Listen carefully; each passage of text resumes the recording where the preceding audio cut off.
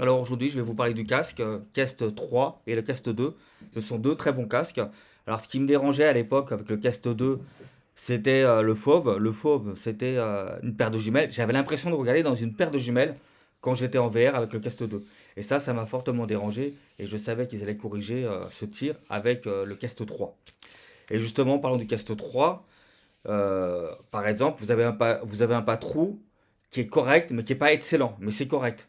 Et ça, ils vont l'améliorer bien sûr dans la prochaine génération qui sera le 4, ça j'en suis sûr. Et c'est pareil pour plein d'autres trucs. Le Cast 3 est un casque qui est très intéressant parce que vous avez une bonne immersion et vous pouvez faire des sessions longues tranquillement. Sauf bien sûr la batterie. Parce que quand vous achetez le Cast 3, vous avez une batterie très moyenne qui ne dure pas longtemps. Vous pouvez pas faire de très longues sessions avec la batterie. Donc il faut acheter une batterie supplémentaire, donc c'est un coût supplémentaire. Et la sangle qui est livrée avec est une sangle de base, une sangle ultra basique. Et avec cette sangle-là, vous ne serez pas très à l'aise, vous ne serez pas très confortable si vous faites des longues sessions de jeu ou de film. Donc c'est pour ça qu'il faut changer la sangle, mais aussi la batterie si vous voulez regarder un film. Voilà. Donc ça, c'est deux choses qu'il faut changer, c'est des coûts supplémentaires. Et après, vous pouvez faire des sessions très longues avec le Cast 3 sans problème. Et faire des sessions longues par contre avec le Cast 2, c'est pas terrible. Je le recommande pas parce que le fauve est très court et ça peut être dérangeant. Mais sinon, à part ça, le Cast 3, le Cast 2 est très bien pour débuter dans la VR. Mais je recommande quand même le Cast 3 qui a été un très bon départ. Alors concernant les graphismes, en VR, vous allez avoir des jeux avec des graphismes de PS2 et de PS3 au grand maximum. Mais c'est suffisant, c'est pas dérangeant parce que vous êtes dans le jeu, vous êtes immergé tellement dans le jeu que les graphismes, ça va passer au second plan. Parce que vous êtes dans le jeu, vous vivez le jeu. Moi, j'ai deux jeux que je joue beaucoup. Je joue à Howard, qui est un jeu militaire de stratégie. Et je joue à un autre jeu qui est un jeu de détente, qui est le jeu de golf. Et ces deux jeux ont des graphismes de PS2, PS3. Mais quand je joue au golf, je suis vraiment dans le jeu de golf. Je suis vraiment immergé. Je peux jouer en multijoueur et c'est très intéressant. Je reste des heures dessus sans être dérangé par les graphismes. Parce que vous êtes dans le jeu, vous vivez le jeu. Et ça, c'est un plus. Je dirais que les jeux VR, enfin un casque VR ne remplace pas une console de jeu. Une console de jeu, ce sera toujours mieux je pense, pendant très longtemps encore. Voilà, vous avez un bel écran Sony 4K avec une console, vous allez avoir des vrais jeux, des gros jeux et des jeux avec des graphismes époustouflants. Mais avec le Cast 3, vous allez avoir des jeux qui vont pas être aussi poussés graphiquement, mais vous allez vivre le jeu. Et c'est pour ça que je dis que c'est très complémentaire. Si vous pouvez avoir les deux, c'est le must. Alors, faut-il l'acheter ou pas? Alors, si vous voulez avoir un casque d'immersion et avoir un truc correct, un truc très bien, le Cast 3 est un très bon investissement. Avec le Cast 3, vous allez être servi pendant de nombreuses années. C'est un très bon casque. Vous allez pouvoir faire plein de choses avec.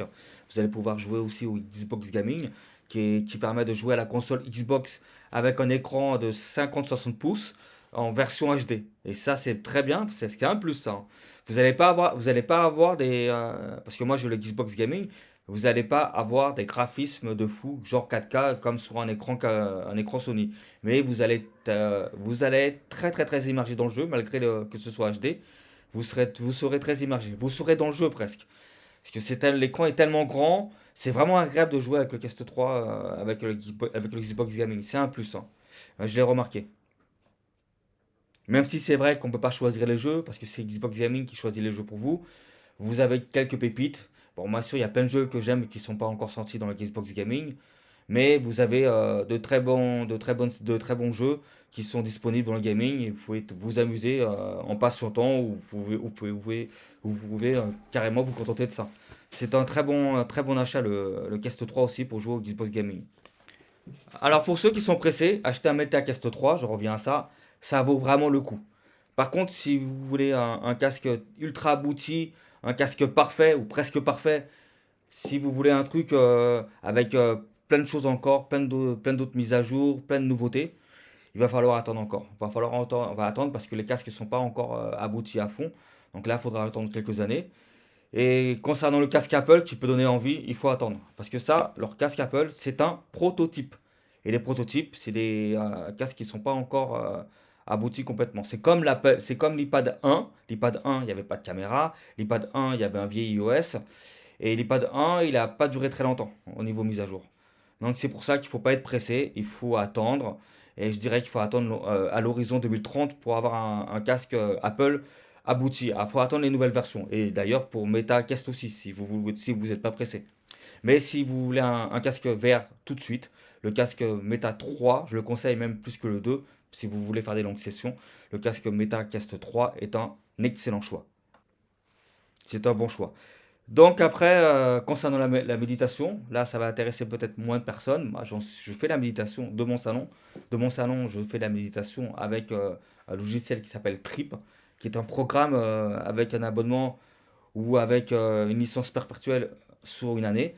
Et j'utilise aussi des YouTube VR. YouTube VR, il y a des vidéos pour la méditation, mais sur un écran géant, ça fait toute la différence. Donc le casque VR Meta est très intéressant pour faire de la méditation en conscience éveillée. Alors ça, je voulais le dire, c'est un point dessus. C'est un bon casque pour ça. Alors pour finir, moi le coût supplémentaire ça a été la sangle, parce que la sangle elle est vraiment pas terrible, et ça a été une batterie pour faire des sessions moyennes, des sessions longues quand je regarde un film. Et là c'est le top, vous serez vraiment à l'aise, vous avez des batteries chez Ziber, c'est là où j'ai acheté une batterie de coup.